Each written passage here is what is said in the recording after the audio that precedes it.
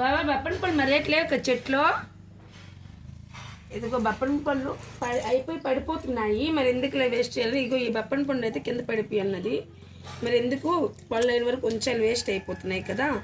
ఈ కాయలు తీసి ఎవరికి మరి ఎందుకులే బప్పనికాయలు తీసిస్తే బెస్ట్ కదా, ఎవరికైనా ఇవ్వచ్చు, కర్రీ చేసుకుని తింటాం అందరం అనేసి అయితే బప్పనికాయలన్నీ తీయించేసాము. ఇవన్నీ చిన్న చిన్న కాయలన్నీ తీసేసాము మొత్తము. బప్పనికాయలు తింటే చాలా మంచిది అంటారు కదా, ఇది మెడిసిన్ కదా, అందుకే మొత్తం తీసేసాము. చెట్టు అయితే ఖాళీ చేసేసాము. అదిగో అండి మొత్తము చిన్న చిన్న కాయలు ఉన్నాయి. ఈ చెట్లు అయితే ఫస్ట్ పువ్వులు వచ్చి రాలిపోయి ఏం అవ్వకపోయేవి.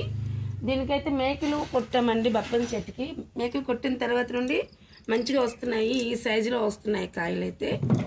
ఇప్పుడు మొత్తం తీస్తాం కదా, ఇప్పుడు అందరికి ఇచ్చేసి మేము కూడా కర్రీ చేసుకుని తింటాము. చూడండి ఇగో మా బప్పని పండు. ఒక బప్పని పండు అయితే మీద నుండి పడిపోయాను, దొరికింది, మంచిగా ఉంది, పోలేదు. ఇదిగో అండి బప్పని పండు. ఈ బప్పని పండు ఇప్పుడు ఇది ఎలా తినమంటే తింటే మా చింటూ జ్యూస్ చేసి ఇమ్మంటున్నాడు. జ్యూస్ చేసి ఇస్తాము మా బాబుకి అయితే నేను. ఇదిగో అండి బప్పని పండు మా చెట్టులో.